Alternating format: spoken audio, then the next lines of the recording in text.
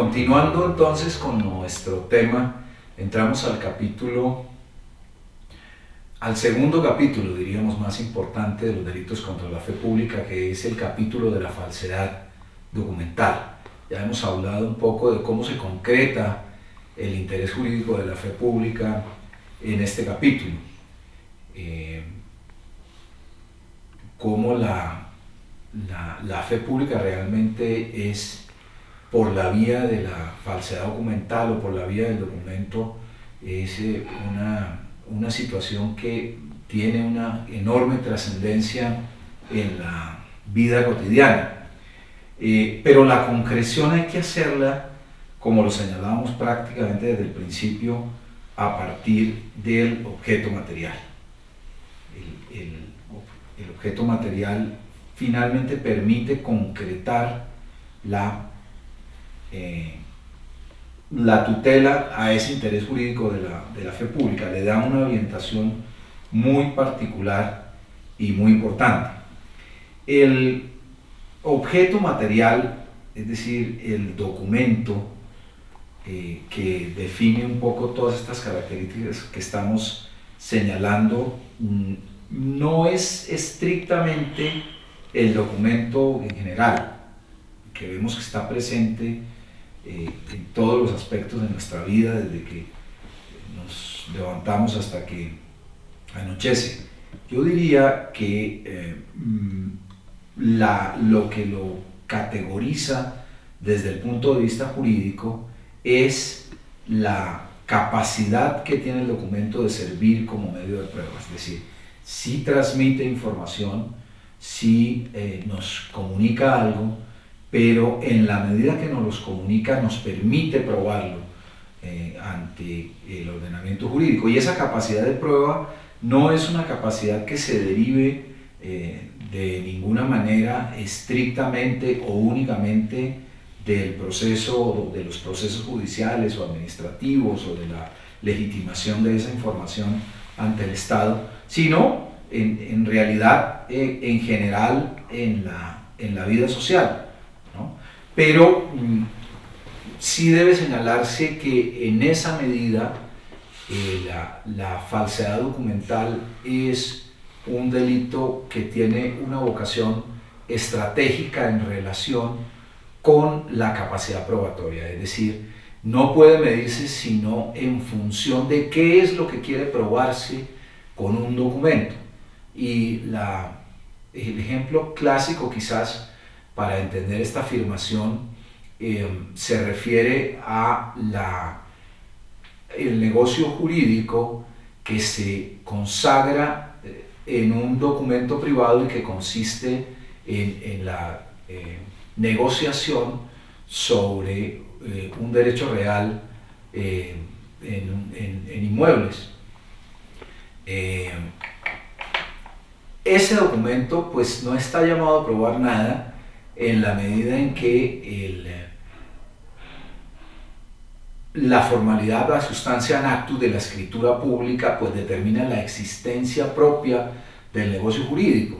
Pero ojo, solamente si lo que yo quiero probar es la transferencia de dominio o el acto de transferencia de dominio, o mejor de disposición de un derecho real sobre un inmueble, pero no necesariamente si lo que yo pretendo probar es, por ejemplo, una relación jurídica preexistente entre dos personas. Desde esa perspectiva, una escritura privada, un documento privado que transmita, por ejemplo, una compraventa sobre inmuebles, tiene un valor probatorio porque lo que pretendo probar es una cosa bien diferente que la misma transferencia del derecho de dominio o del derecho real sobre un bien inmueble. Así que el documento como tal tiene un valor que depende estrictamente de qué es lo que yo quiera probar a través de la emisión del mismo o a través de la utilización de ese documento.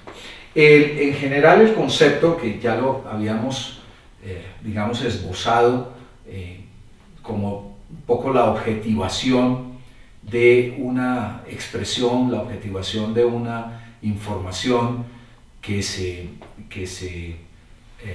expresa a través de un medio físico, no necesariamente papel, no necesariamente papiro, no necesariamente una piedra, no necesariamente táctil, pero sí consagrado en un medio que tenga la capacidad de transmitir esa información, por ejemplo, la información digital, en tanto se contiene en una base de datos, pues es un documento sin lugar a la menor duda.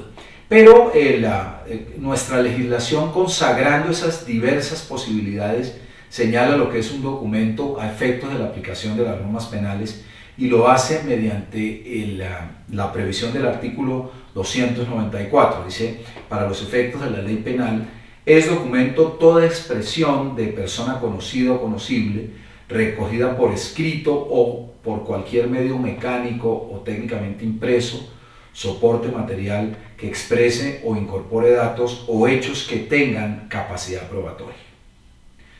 Esa información, finalmente, pues es un conjunto de datos que nos manifiestan algo, que nos expresan algo, que tiene la capacidad entonces de recogerse, de archivarse, y que de cierta forma tiene una vocación de permanencia, es decir, no se consume esa información con su primera difusión, sino que tiende a registrarse, tiende a archivarse, tiende a documentarse precisamente. La evolución del documento pues ya la examinábamos un poco cuando veíamos el bien jurídico. Realmente estamos hoy ante una expansión inusitada y muy interesante de la capacidad documentaria por la vía de las modernas tecnologías de la información. El papel se ha vuelto, de hecho, algo desueto, incluso algo un poco antiecológico, y por el contrario, la capacidad de documentar pues la hemos multiplicado 1000 veces por la vía de la información digital.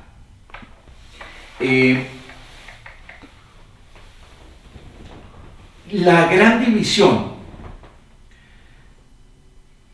de las falsedades y una de las grandes referencias por razón del objeto material de estas conductas es la que clasifica al documento en documento público o privado. Y de nuevo aquí hay que hacer una referencia importante, hacer una notación importante, porque esa diferenciación entre público y privado no hace relación a la publicidad o confidencialidad a que esté sometido un documento, aunque evidentemente puede tener unas consecuencias en ese orden según la clasificación que estamos anotando, sino que la relación es eminentemente funcional, porque el documento público es aquel que es creado por un servidor público en cumplimiento de sus funciones, y la definición de documento privado pues es meramente residual, es decir, ¿cuál es el documento privado? Aquel que no es público, es decir, aquel que no es creado por un servidor público en ejercicio de sus funciones, aquel que no es emitido por un servidor público en ejercicio de sus funciones. Lo que ocurre es que, claro, esta determinación, que como les señalaba es eminentemente funcional, tiene unas consecuencias prácticas, prácticas en relación con la confidencialidad de los documentos. ¿Por qué? Porque el documento público, por regla general, pero hay muy importantes excepciones, está sometido a publicidad, en tanto el documento privado es ordinariamente también confidencial. El documento público goza además de las presunciones de autenticidad, de legalidad y de verdad, en tanto el documento privado pues no goza de ninguno de estos beneficios. Esto significa que si bien en nuestro sistema no se acude a una valoración por tarifa probatoria, más bien hay una libertad en esta materia, Es evidente que en materia probatoria el documento público tiene, por estas circunstancias que analizábamos, pues un valor superior desde la perspectiva de la capacidad de prueba, al menos en la parte como él se vuelve operativo en ese sentido. Diríamos entonces, como consecuencia de esto, que en tanto el documento público tiene un privilegio probatorio, porque se presume cierto, porque se presume verdadero, porque se presume legal, no ocurre lo mismo con el documento privado, no goza de esas presunciones. Y por estas razones que señalábamos, realmente es claro que la tutela del documento público pues, es mucho mayor en el caso del documento público que en el documento privado, y se traduce, entre otros aspectos, en materia de punibilidad. Cuando quiera que hablemos de un documento público, seguramente la punibilidad es mayor, y en algunos casos incluso hay circunstancias en las cuales la punibilidad del documento público existe, en tanto no para la misma circunstancia en relación con el documento privado. Esta clasificación, como buena clasificación de los elementos y partes integrantes del delito, es relativa, y es relativa por múltiples circunstancias. Es decir, esta división entre documento público y documento privado no es absoluta, ni podemos establecer de forma alguna una división radical en esta materia.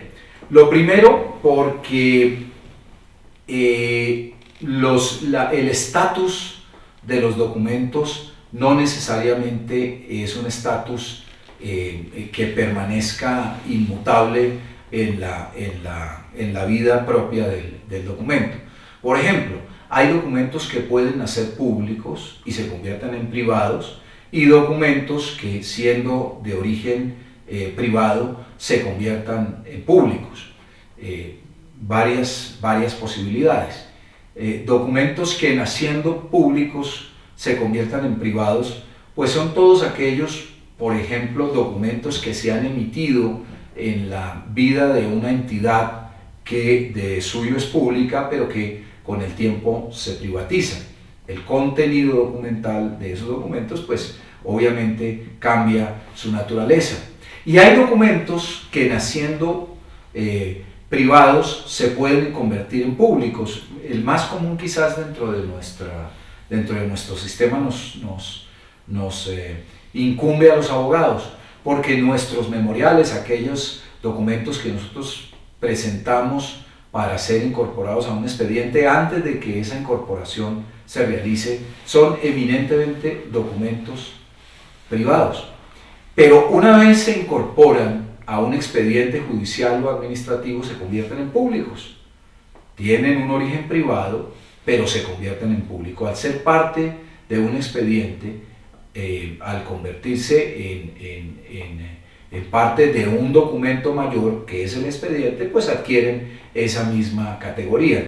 En otras ocasiones, el contenido documental es un contenido mixto, es decir, tiene unas expresiones que pertenecen a funcionarios públicos en ejercicio de sus funciones, pero también tienen expresiones privadas, de particulares, de sujetos que no obran como servidores públicos en ejercicio de sus funciones. Por ejemplo, los documentos que contienen contratos administrativos tienen una expresión pública que es la manifestada por el servidor público, pero una expresión privada que es la manifestada por el contratista del Estado. Allí, desde la perspectiva puramente práctica, es necesario tomar varias consideraciones, y es que ordinariamente, al menos como tendencia de los organismos requirentes de la Fiscalía General de la Nación, pues la tendencia es a aplicar la norma que es más gravosa para la persona, a pesar de que debiera ser todo lo contrario, No es de extrañar que un fiscal asuma que un documento como ese que hemos señalado prima, o que en ese documento mejor prima su carácter público sobre el privado. Y finalmente hay documentos que tienen un contenido eminente, una estructura, una coraza eminentemente pública, pero un contenido eminentemente privado. El mejor ejemplo sobre este particular es la escritura pública. La escritura pública consiste en su coraza en la manifestación del notario que da fe pública de lo que allí se dice, pero en su contenido, en la mayoría de las veces, cuando los comparecientes a firmar la escritura son particulares, pues su contenido se lo otorga el dicho de esos particulares, es decir, fíjense, son documentos con una estructura, con una coraza que es meramente pública, pero con un contenido que es eminentemente privado. Por supuesto, el documento público por excelencia es la escritura pública, es decir, que volvemos nuevamente al caso. Lo que prima allí es el carácter público de quien lo suscribe. Sin embargo, vamos a observar que finalmente en el caso de la escritura pública tenemos una reglamentación especial precisamente por esas características. Lo que quería señalarles es básicamente que esa definición o esa demarcación entre lo público y lo privado para la clasificación del documento es relativa y hay que mirarlo también estratégicamente, no solamente en función de lo que queremos probar, sino también en la manera como se emite el documento y el carácter funcional de la persona que crea ese documento. No hay una solución única, hay que mirarlo para cada caso concreto. Bien, eso en relación con el objeto, que además nos califica, nos abre grandes capítulos sobre la falsedad en documento público, sobre la falsedad en documento privado. Pero también esa misma consideración cabe realizarla en relación con el sujeto, porque la persona o el agente de estos comportamientos puede tratarse de un servidor público o puede tratarse de un particular.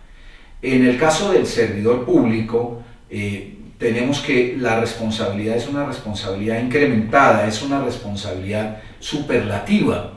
¿En qué sentido? En el sentido de que de cierta manera el ejercicio de sus funciones implica una carga mayor en la custodia de la fe pública, por un lado, y en obvias razones. Y por otro lado, porque en el caso del servidor público, siempre que emite un documento está obligado a consagrar en él la verdad, a decir la verdad cuando expide un documento público. Eso es lo que llaman algunos penalistas el deber de certificación. El deber de certificación es el deber de decir la verdad al extender un documento que pueda servir de prueba, en este caso un documento público, porque es un documento creado por un servidor público en ejercicio de sus funciones.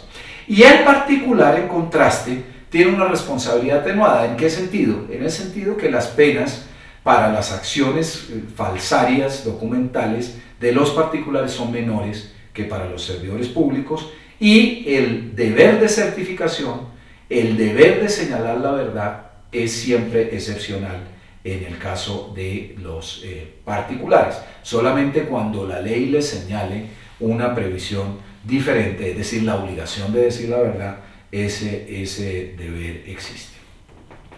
En relación con los comportamientos, es decir, fíjense cómo vamos haciendo acopio de los diferentes elementos de los delitos de falsedad documental, ¿no? En primer lugar, en relación con el objeto, documento público o privado. En segundo lugar, en relación con el sujeto, servidor público o particular. Y en tercer lugar, que es lo que nos ocupa en estos momentos, en relación con los comportamientos. ¿Por qué? Porque los comportamientos pueden ser de diversa manera, de diversas vías, de diversas clases. El primero y el más evidente de todos, que podríamos decir para muchos de estos casos conforma un tipo básico o fundamental, es el de la falsedad material, es decir, la contrafacción documental o la adulteración de un documento genuino sobre el cual se establecen unas modificaciones de naturaleza física. Ya lo hemos visto para la falsedad monetaria, ya lo hemos visto para la falsedad de sellos y efectos oficiales, ya lo hemos visto para la falsedad marcaria. Pero especialmente en materia de documento público se establece un comportamiento que hace contraste, obviamente es un comportamiento especial, pero hace contraste con la falsedad material, que es la falsedad ideológica. Porque la falsedad ideológica no se deposita en el texto físico del documento, no se deposita en su cuerpo objetivo, sino en su contenido intelectual, en su contenido ideológico. Entonces, la falsedad ideológica es la expresión de un hecho contrario a la verdad al extender un documento. Fíjense que de entrada parece un poquito compleja la distinción, pero vamos a señalar ciertas características que nos permiten identificar claramente los dos fenómenos. La falsedad material como comportamiento se perfecciona en el momento en que yo o imito el texto físico o en el momento en que yo adultero ese texto físico. Ese es el momento consumativo de la falsedad material. ¿Cuál es el momento consumativo de la falsedad ideológica? El momento en que yo extiendo el documento. ¿Cuál es la prueba de la falsedad material documental? La prueba de la falsedad material documental es generalmente un peritazgo documentológico, en el cual se establece ¿qué? Se establece si ese es un documento genuino, si es un documento original, o si por el contrario es un documento imitado, o si ese documento ha sido sometido a diferentes variaciones en su texto físico. En cambio, ¿cuál es la prueba de la falsedad ideológica? Básicamente la contrastación de su expresión con la realidad de las cosas. Vamos a poner ejemplos. Falsedad en un documento público, falsedad material en un documento público. Yo necesito encontrar, por ejemplo, un documento que me certifique, por ejemplo, sobre la naturaleza de una sustancia que ha sido incautada. Y para ese efecto solicito a un perito químico que me diga si esa es una sustancia psicotrópica o no. Claro, yo tengo dos posibilidades a efectos de verificar esos dos fenómenos. La primera, inventarme yo mismo el documento para señalar que la sustancia es o no es, y entonces emitirlo como si fuera o emitirlo en lugar del perito químico, ¿no? Y señalar una u otra cosa. Esa es una posibilidad. O tomar un documento original emitido por el perito químico, ¿no? Y en la parte en donde se señala el tipo de sustancia que se ha incautado, pues borrarla, transformarla, cambiarle su sentido, etc. Tachando, borrando, etc. Esas son las maneras de hacerlo desde el punto de vista material, pero hay una posibilidad desde el punto de vista ideológico que se refiere, fíjense, específicamente a la persona que emite el documento. Esto es el perito químico, ¿no? El perito químico sabe, por ejemplo, ha probado, tiene el testimonio, la evidencia clara sobre la naturaleza de la sustancia. Por ejemplo, sí, señor, esta sustancia es cocaína, ¿no? Y por las razones que sea, al extender el documento, al extender el peritazgo, señala que no es cocaína, que es otra sustancia diversa. Esa es una típica falsedad ideológica, en este caso en un documento público. Claro, seguramente la agudeza de ustedes ya pueden, digamos, derivar una conclusión que es bien interesante. Es que toda falsedad material implica una falsedad ideológica. ¿En qué sentido? En el sentido, digamos, puramente lógico. ¿Por qué? Porque evidentemente un documento que ha sido imitado o que ha sido adulterado, pues no dice la verdad, ¿no? Evidentemente no dice la verdad, pero no lo contrario. La falsedad ideológica es siempre falsedad ideológica. Ahora, eso no quiere decir que en el contexto de la imputación fáctica quepa la verificación de un delito de falsedad ideológica al mismo tiempo que la falsedad material. No, realmente lo que debe señalarse es que todo delito de falsedad es un delito de fraude, porque implica la mutación de la verdad, ¿no? En este caso sobre un documento con el ánimo de obtener o de manipular el sentido de la prueba de ese documento. Pero la falsedad material se verifica por razón de la actuación física sobre el documento, en tanto la falsedad ideológica se verifica por callar la verdad al extender el documento. Esa es la segunda parte. La tercera parte es la falsedad por uso, ¿no? Un poco señalábamos cómo allá en los delitos de falsedad monetaria había un post facto del comportamiento, que era la circulación de la moneda falsa o la circulación de la moneda indebidamente emitida. Aquí digamos que ese post facto es el uso del documento. También señalábamos finalmente que pues no existe un propósito falsario documental en abstracto. No, se falsifica con un fin, ¿no? Se falsifica con un fin, y ese fin generalmente es el uso del documento, que ordinariamente pues es la atribución de una capacidad probatoria a ese instrumento. Entonces el uso en este caso también se tipifica de manera autónoma, porque hay que ver, y ya lo vamos a ver en las diferentes posibilidades, el uso puede ser o no ejecutado por el propio actor de la conducta en materia de falsedad material o en materia de falsedad ideológica. Entonces hay una tercera posibilidad. La primera, la falsedad material; la segunda, la falsedad ideológica; la tercera, la falsedad por uso. Señalábamos de un instrumento, en la presentación del objeto material, de un instrumento bastante curioso desde la perspectiva de su creación, ¿no? Que es la escritura pública, porque tiene la escritura pública un contenido, una coraza o una estructura eminentemente pública, ¿no? Tan pública es que si el notario no firma la escritura pública, la escritura no existe, el documento no existe, pero de contenido eminentemente privado. Es decir, el contenido documental básico,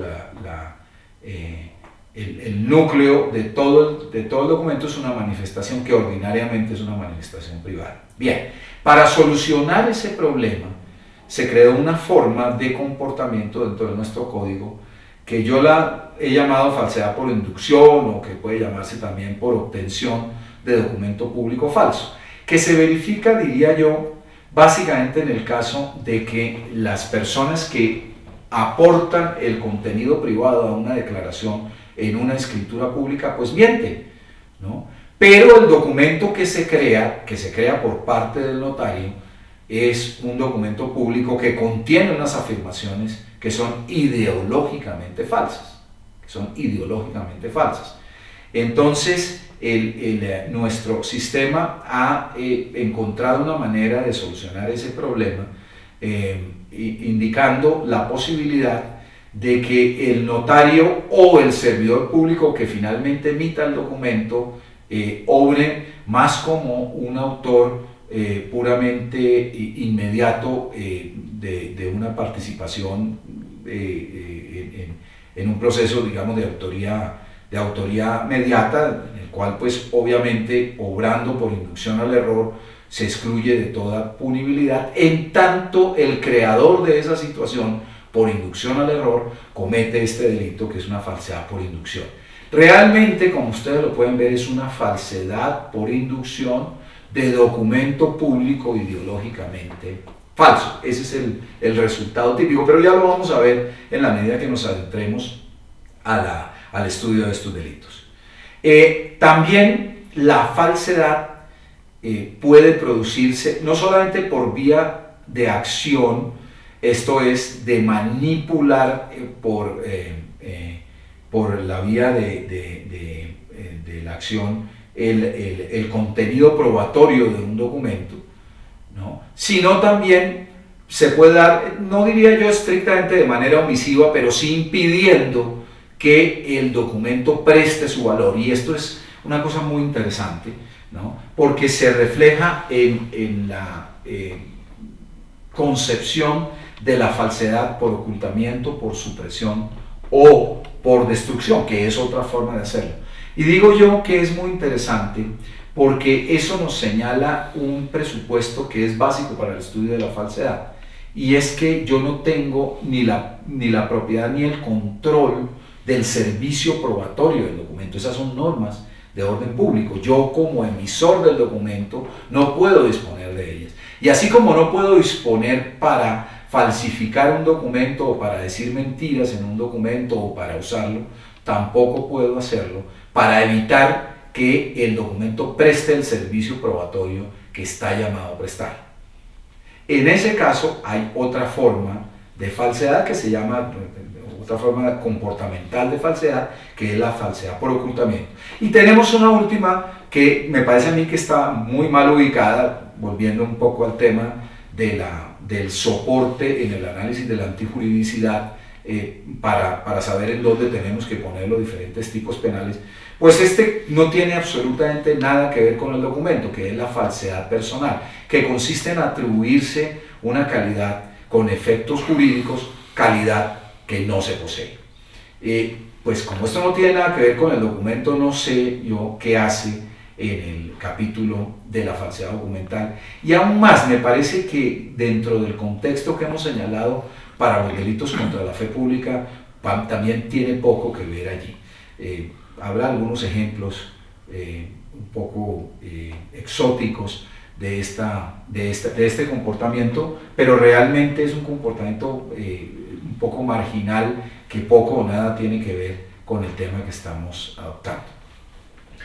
Como ya tenemos los tres componentes más o menos diseccionados del tipo penal, fíjense, el tipo penal es finalmente una oración gramatical, ¿no? Sujeto, comportamiento y objeto, ¿no? Sujeto y predicado, predicado, acción que se verifica sobre un objeto. Ya los tenemos. Veamos cómo se realiza la compaginación de esas tres posibilidades en los delitos de falsedad documental, y tendremos claramente una evidencia de cómo ocurre la regulación de este fenómeno a la luz del derecho penal. Y partamos de, volvamos la viga de sostén de este ejercicio, los comportamientos, las maneras diferentes a través de las cuales se produce la falsedad, ¿no? Finalmente es la descripción de un comportamiento. Entonces empecemos con la falsedad material y combinémosla con las diferentes posibilidades, bien del sujeto activo, bien del objeto. Entonces la falsedad material, sobre esta base, ya vimos cuál es la falsedad material, puede verificarse sobre documento público o sobre documento privado. Estamos combinando exactamente el comportamiento, la modalidad comportamental de la falsedad material con las posibilidades que ofrece el objeto. Y son dos, básicamente. Esto quiere decir que puede haber falsedad material sobre documento público, pero que también puede haber falsedad material sobre documento privado. O sea, es la segunda posibilidad. Y ahora mezclémoslo con las posibilidades que nos ofrece el sujeto. ¿Por qué? Porque la falsedad material en documento público puede ser cometida por servidor público o puede ser cometida por particular. Y lo mismo en el documento privado. La falsedad material puede ser cometida por estas dos categorías de sujetos. Lo único que hay que señalar para el documento privado es que en el documento privado la falsedad material debe siempre ir acompañada del uso, por la previsión típica de ese delito. Es decir, debe ser siempre falsedad más uso. Y en tanto en la falsedad del documento público hay una circunstancia de agravación para el servidor público, la falsedad material en documento público hay una circunstancia de agravación para el servidor público, para el particular no lo hay. Y en el caso de la falsedad material en documento privado, no importa quién la realice, la previsión es exactamente la misma para el servidor público o para el particular. Interesante reiterar nuevamente, falsedad material en documento privado siempre conlleva el uso, porque es el señalamiento expreso del tipo. El particular que falsifique documento privado que pueda servir de prueba incurrirá si lo usa, es decir, es falsedad más uso en tal pena. Bien, eso en relación con la falsedad material, primer bloque comportamental, falsedad material. Muy bien. Segundo bloque comportamental, falsedad ideológica. La falsedad ideológica puede ocurrir en documento público, naturalmente. Y fíjense ustedes que aquí el sujeto activo es un sujeto activo calificado de manera necesaria, porque como ustedes bien lo han apreciado desde el comienzo, solamente el servidor público puede cometer falsedad ideológica en documento público por una razón muy sencilla. Solamente el servidor público es el que crea un documento público. En otras palabras, un particular no puede crear un documento público por la exclusión clara de la misma naturaleza del documento público. Si es aquel que es creado por un servidor público en ejercicio de sus funciones, pues un particular no puede crear un documento público porque no ejerce la función pública. Es precisamente eso lo que lo convierte en un particular. Así que la falsedad ideológica en documento público solamente puede ser cometida por un servidor público en ejercicio de sus funciones, sujeto activo calificado. Y calificado de manera necesaria, porque otra cosa lo que haría sería mover esta figura penal por fuera de la lógica. Falsedad ideológica en documento privado. Y aquí nos enfrentamos a una de las grandes problemáticas de la falsedad documental. Problemáticas que son dogmáticas, pero que ya se han superado. ¿Por qué problemáticas? Porque si bien uno encuentra un tipo dentro de nuestra codificación que se llama falsedad ideológica de servidor público en documento público, no encuentra, por el contrario, ninguna tipificación, ningún tipo, ningún comportamiento que se describa como falsedad ideológica en documento privado. No existe. Con una consideración adicional histórica que es bien importante, en el sentido que en algún momento en la redacción del proyecto de Código Penal de 2000 presentado por la Fiscalía, se había previsto esa misma circunstancia, yo creo que un poco con miras a superar esa vieja discusión de si existe o no falsedad ideológica en documento privado o si es exclusivamente un fenómeno aplicable por entero al documento público. Y entonces esa previsión no pasó, ¿no? Porque el tipo penal estaba redactado algo así como que además de la falsedad material en documento privado, si el particular tenía el deber jurídico de expresar la verdad al expedir ese documento, también incurriría en falsedad ideológica. Era algo así, obviamente mucho mejor redactado.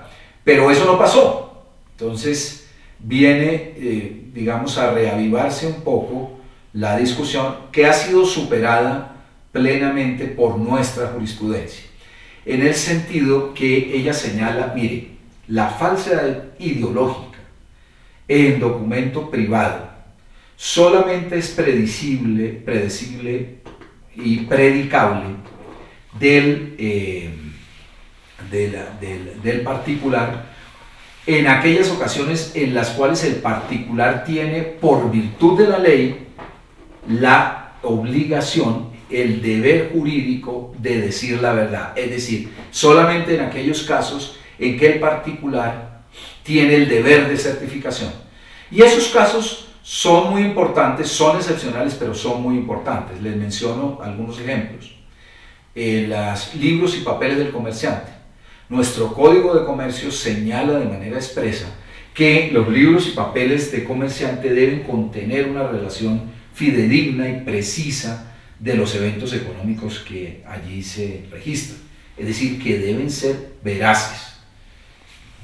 Ya nos suma, digamos, esto a todo el ejercicio del comercio como profesión dentro de nuestro sistema jurídico y económico. Pero hay muchas otras. Por ejemplo, las leyes sobre educación señalan que las certificaciones que se expidan por parte de los entes educativos pues deben ser una expresión de la verdad acerca de las calidades y eventos que están certificando.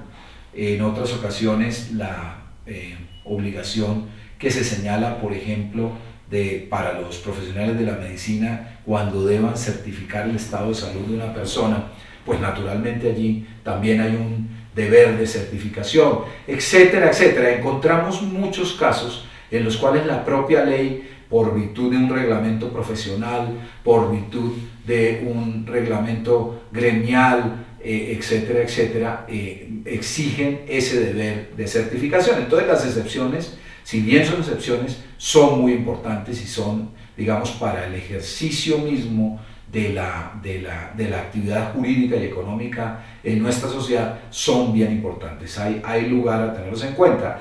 Esta es una reflexión de la jurisprudencia que es pacífica, que se ha superado, digamos, de tiempo atrás. Muy bien. En el caso de la falsedad por uso, también podemos hacer el mismo tipo de combinaciones. Hemos combinado la falsedad material con el objeto, documento público o privado, con el sujeto, servidor público particular, lo mismo la falsedad ideológica con las excepciones que hemos anotado. Vamos ahora al uso. El uso puede tener exactamente la misma combinación. Primero, porque puede haber una falsedad por uso de documento público falso. Y existe también una falsedad por uso de documento privado falso. Y la reglamentación difiere, entre otras cosas, por algunas circunstancias que ya hemos anotado. Pero en el documento público, digamos, hay una doble reglamentación. Porque lo que hay que examinar en el caso del documento público es si quien ha falsificado el documento es el mismo que lo usa. Porque si eso es así, estamos en presencia de una forma agravada de la falsedad que da origen al uso, bien sea falsedad material, bien sea falsedad ideológica, en el documento público. Por el contrario, si quien falsifica el documento no es el mismo que lo usa, la previsión que hay que señalar es que quien lo usa incurre en un tipo autónomo que se llama uso de documento público falso. En el caso de él, y además hay que señalar para este caso, que el uso es agravado si quien incurre en él es un servidor público. Es decir, puede ser cometido por cualquier persona, pero si quien realiza ese comportamiento es un servidor público, se agrava. Muy bien. En el documento privado nos encontramos ante un tipo complejo o compuesto, como ya hemos señalado. ¿Por qué? Porque, como dijimos, el uso solamente es punible si va acompañado de la falsedad. Es decir, estamos siempre bajo una hipótesis de falsedad más uso cuando estamos hablando de falsedad en documento privado. Estas diferenciaciones, digamos que tienen un origen claro, ya lo señalábamos, un poco en el privilegio probatorio del documento público y un poco en la excepción, en las excepciones que se establecen para la vida privada, porque la vida privada no está precedida de esos deberes estrictos de que sí están investidos los servidores públicos, ¿no? En esa medida, pues no podemos señalar que ciertos eventos de la vida cotidiana que muchas veces obedecen o a reglas de comportamiento, usos sociales, etcétera, etcétera, pues puedan someterse a la misma capacidad de respuesta de un servidor público, en la medida que tampoco sus consecuencias tienen la misma entidad que las del ejercicio de la administración pública. Y lo mismo podemos señalar finalmente como alternativa de comportamiento sujeto-objeto, la falsedad por ocultamiento, porque ella puede ocurrir sobre documento público o sobre documento privado. Si ocurre sobre documento público, la conducta es agravada si es cometida por un servidor público y no se agrava si es cometida por un particular. En documento privado es irrelevante quién realice la conducta. Esas son las formas especiales de combinación de los diferentes elementos del delito. Entonces, ahora los podemos mirar a la luz de las normas tipificadas dentro de nuestra legislación. Ya tenemos todos los elementos. Muy bien. El primer tipo penal que nos describe estas posibilidades es el artículo 287, que es la falsedad material de documento público. Para diseccionar un poquito me permito leerlos. El que falsifique documento público que pueda servir de prueba incurrirá en prisión de 48 a 108 meses, en fin, si la conducta fuese realizada por un servidor público en ejercicio de sus funciones, la pena será de tanto a tanto. Muy bien. Ya hemos visto las posibilidades y hemos visto cómo se concretan en el tipo, ¿no es cierto? ¿Por qué? Porque vemos que el verbo rector que se utiliza es el de la falsificación, es decir, la contrafacción o imitación o la adulteración del documento sobre su texto físico. Ese documento es un documento público, es decir, aquel documento que es creado, que es emitido por un servidor público en ejercicio de sus funciones. Y obviamente, como todas las previsiones, es un documento que pueda servir de prueba, que tenga esa capacidad probatoria, porque eso es finalmente lo que se afecta. Y finalmente, como señalábamos, si se comete por un servidor público, pues la conducta se agrava. Ahí tenemos un poco la descripción típica del tipo penal. Segunda posibilidad, la del artículo 286, falsedad ideológica en documento público. El servidor público que en ejercicio de sus funciones, al extender documento público que pueda servir de prueba, consigne una falsedad o calle total o parcialmente la verdad, incurrirá en prisión de tanto a tanto. Es exactamente la descripción que hemos intentado dar, fíjense cómo la definición en este caso me parece a mí que es sabia, de la falsedad ideológica. Al extender un documento público, ¿quién? El servidor público, porque es el único que puede extender un documento público. Al extender ese documento, calla total o parcialmente la verdad, o miente. Falsedad ideológica de servidor público en documento público. Y tiene que ser de un sujeto activo calificado necesario, porque solamente el servidor público crea el documento público. Entonces, al crearlo, miente. Nos dice claramente, primero, la categoría del sujeto activo, segundo, el momento consumativo y tercero, el objeto material de la conducta. Muy bien, vamos a la falsedad en documento privado. Este es un tema interesante por lo que ya hemos señalado, pero fíjese cómo a pesar de la complejidad, su descripción es relativamente simple. el artículo 289 dice: el que falsifique documento privado que pueda servir de prueba incurrirá, si lo usa, en prisión de 16 a 108 meses. ¿No? Es lo que hemos señalado, ¿no? Con un aditamento especial. El que falsifique, el verbo falsificar se utiliza cotidianamente para la falsedad material. Excepcionalmente, en este caso, y por desarrollo jurisprudencial que es absolutamente pacífico en nuestros días, también implica la falsedad ideológica. ¿Cuándo? Cuando el particular está investido del deber de decir la verdad al extender el documento. Y en todos los casos, tanto en la hipótesis de falsedad material como en la hipótesis de falsedad ideológica, el documento debe usarse por quien lo falsificó. Parte de las preguntas que a veces surgen: ¿y qué pasa si yo, a sabiendas de que es un documento privado falso, lo uso para engañar a una persona? Bueno, no quiere decir que la conducta sea típica. Lo que no es típica del delito de falsedad en documento privado. Puede ser, por ejemplo, una estafa, etcétera, etcétera, etcétera. Bien, la falsedad por inducción o por obtención de documento público falso, que es otra posibilidad. Esa sí es única en cuanto a la combinación de las hipótesis. ¿Por qué? Porque fíjense que estamos hablando de un tercero, que no es el servidor público que emite el documento, sobre un documento que es público.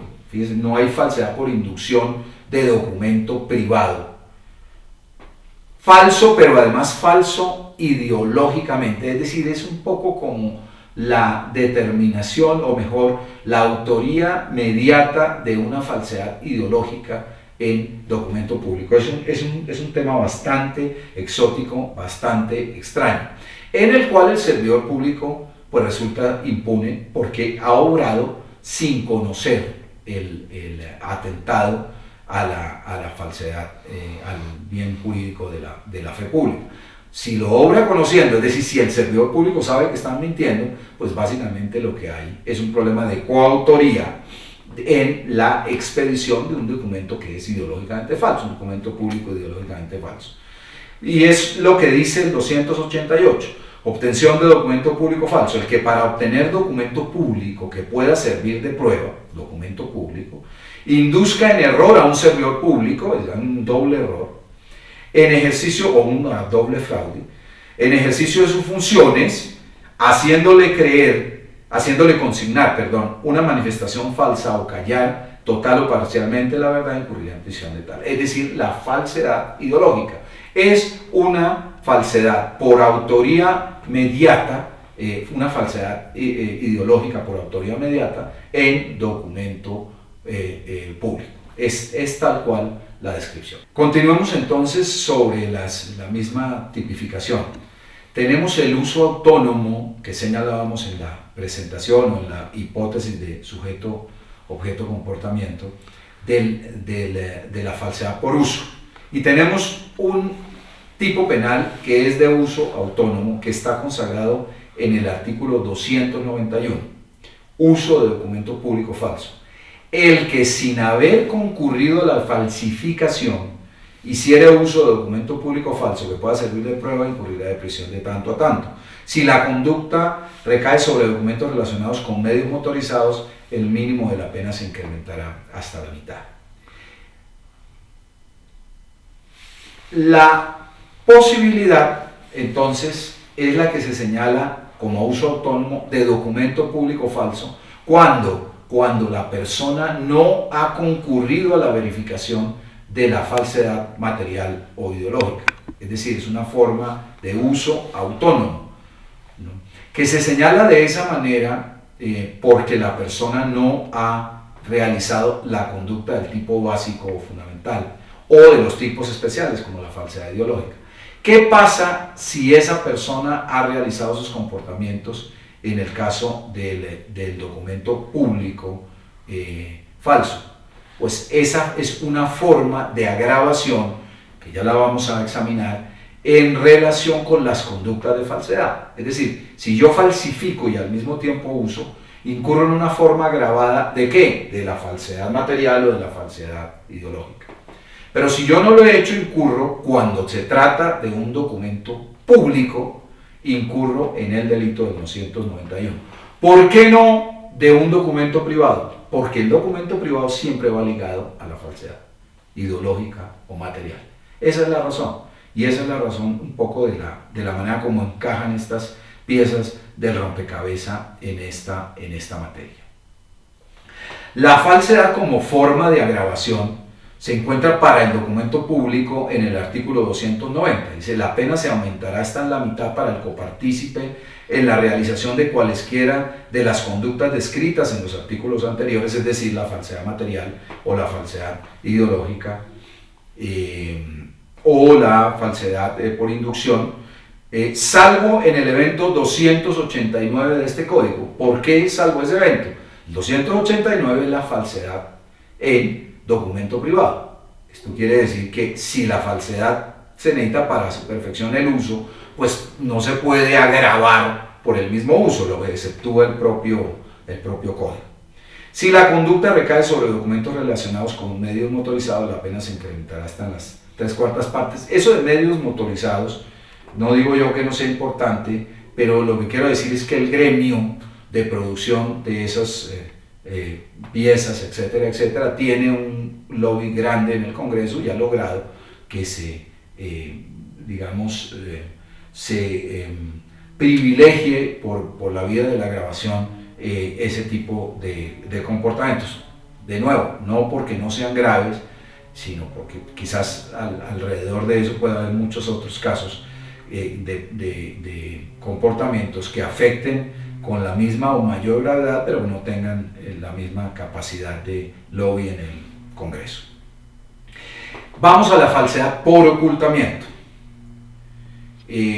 destrucción o supresión, que está contenida en el artículo 292. En este caso, de documento público, destrucción, supresión o ocultamiento de documento público. El que destruya, suprima u oculte total o parcialmente documento público que pueda servir de prueba incurrirá en prisión de tanto a tanto. Si la conducta fuera realizada por un servidor público en ejercicio de sus funciones, se impondrá una pena superior. Y si se tratara de documento constitutivo de pieza procesal de carácter judicial, la pena se aumentará hasta en una 1/3 parte. Varias consideraciones. Decíamos que en términos generales, la falsedad por ocultamiento, supresión o destrucción ocurre porque el sujeto activo de la conducta priva al documento de la capacidad de prestar el servicio probatorio que le corresponde. Y lo hace de varias maneras en este caso, bien sea por la vía de la destrucción, que es la eliminación física del documento, bien sea por la vía de la supresión, que es la eliminación jurídica, el tacharlo, el ponerle sellos de anulado, el deteriorarlo, etcétera, etcétera, sin destruirlo, o la oculte total o parcialmente. Ese ocultamiento puede ser un ocultamiento físico, pero también un ocultamiento funcional, ¿no? Un ocultamiento físico en el sentido de, por ejemplo, cambiar el lugar de custodia del documento en donde el documento debe prestar su servicio probatorio, pero también funcionalmente cuando sencillamente enfrente de una circunstancia o de un apremio que deba significar, por ejemplo, la exhibición del documento, pues la persona se niegue a hacerlo. En el caso del documento público es bien interesante porque realmente el documento público goza como deber jurídico a cargo del servidor público la publicidad del documento, es decir, los documentos creados por servidores públicos en ejercicio de sus funciones deben ser exhibidos, su naturaleza es que sean exhibidos ante la generalidad de las personas. Claro, eso está sometido a un reglamento, porque naturalmente la exhibición permanente de los documentos públicos por parte de quien quiera limitaría muchísimo el ejercicio de la misma función pública. Vivirían los pobres funcionarios teniendo que estar sometidos al capricho de quien quiera la exhibición de esos documentos. Para eso hay un mecanismo, digamos, reglamentario que se funda en el derecho a la información o en el derecho de petición. Esa es la manera de realizarlo. Es decir, yo no puedo tampoco, por el hecho de que se trate de documentos públicos, exigirlos en el momento en que a mí se me dé la gana, ni como a mí se me dé la gana, sino que hay un reglamento para verificarlos. Obviamente, nuevamente, como en todos los casos, estamos hablando de documentos públicos que puedan servir de prueba, que tengan una vocación probatoria. En el caso del servidor público, la falsedad por ocultamiento pues se agrava, claro, es el custodio finalmente del deber, o mejor, el titular del deber de exhibición, y se agrava también cuando se trate de una prueba procesal de carácter judicial, lo que nos acredita varias cosas.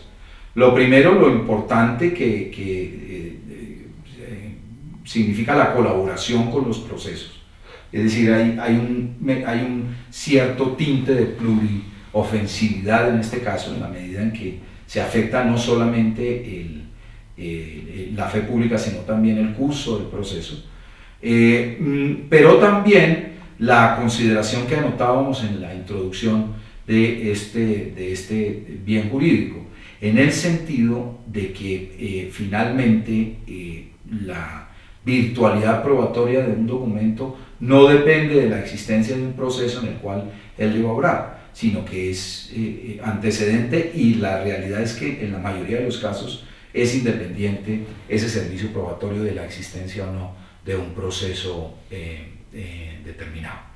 Y vamos a la falsedad por ocultamiento en documento privado, que tiene también algunas consideraciones interesantes. Está consagrada en el artículo 293, destrucción, supresión y ocultamiento de documento privado. El que destruya, suprima u oculte total o parcialmente un documento privado que pueda servir de prueba incurrirá en prisión de tanto a tanto. Aquí no importa quién lo realice, la naturaleza del documento, pues es una naturaleza privada, y también está sometido a reglamentación precisamente porque la característica del documento privado, desde esta perspectiva que estamos señalando, es el ser sometido a confidencialidad. Entonces, no todo documento privado tiene la capacidad de ser, digamos, examinado a la luz de cualquier capricho, etcétera, de cualquier persona, porque está protegido por una debida confidencialidad. Pero esa confidencialidad también está, digamos, pendiente de muchas reglas. Por ejemplo, una de ellas, los documentos producidos por los comerciantes, entre ellos, conforman, por razones de su estatuto gremial disciplinario, plena prueba de los actos que entre ellos se realicen. Entonces, en ese sentido, pues mi contraparte no puede ocultar esa documentación cuando es una contraparte de naturaleza comercial. Pero también, y esto ocurre mucho, quizás es importante señalarlo de manera expresa, en el caso de las sociedades comerciales.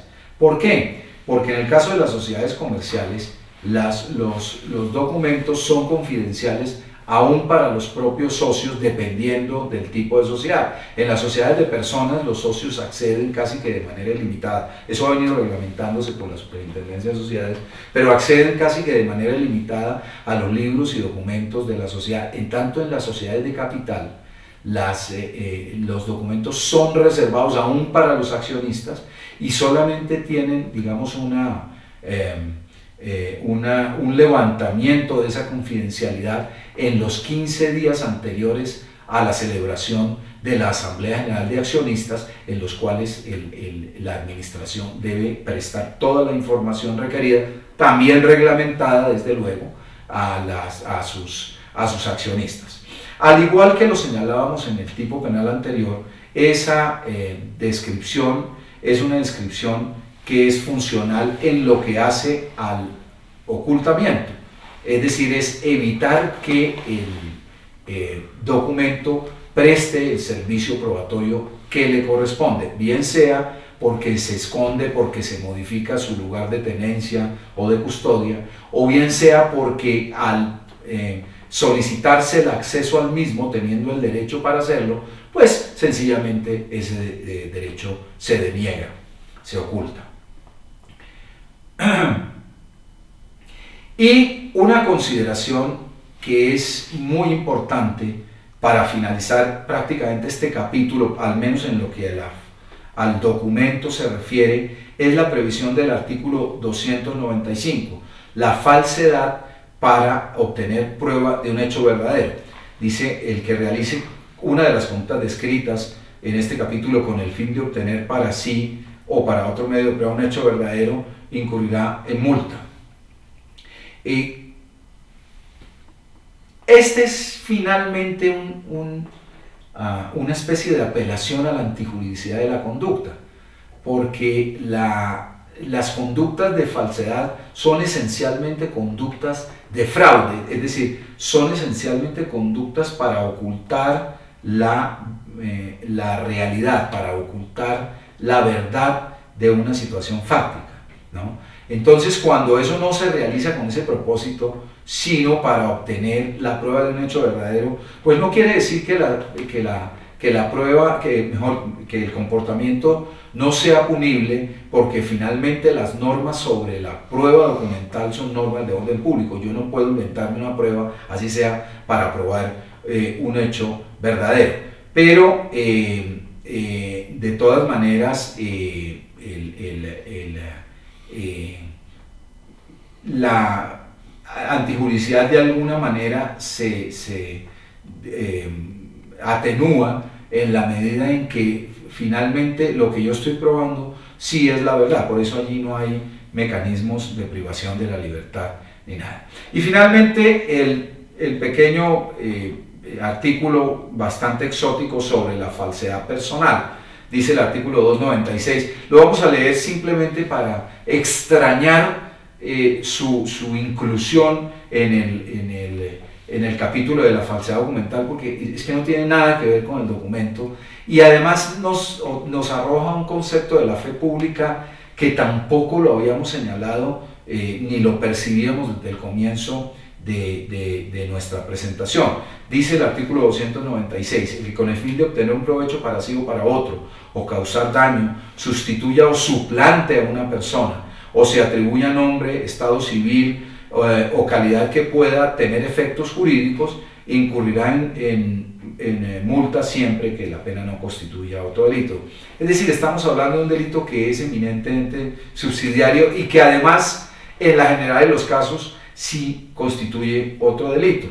Porque si el fin es obtener un provecho para sí o para otro, pues estamos hablando de una maniobra inductiva al error que se verifica con el fin de obtener un provecho ilícito. Si ese provecho se obtiene, podemos estar hablando de una estafa, o si simplemente se aprovecha de un error ajeno, pues de un aprovechamiento de error ajeno, etcétera, etcétera. Quizás en el caso más particular, pero no deja de tener, digamos, poco que ver con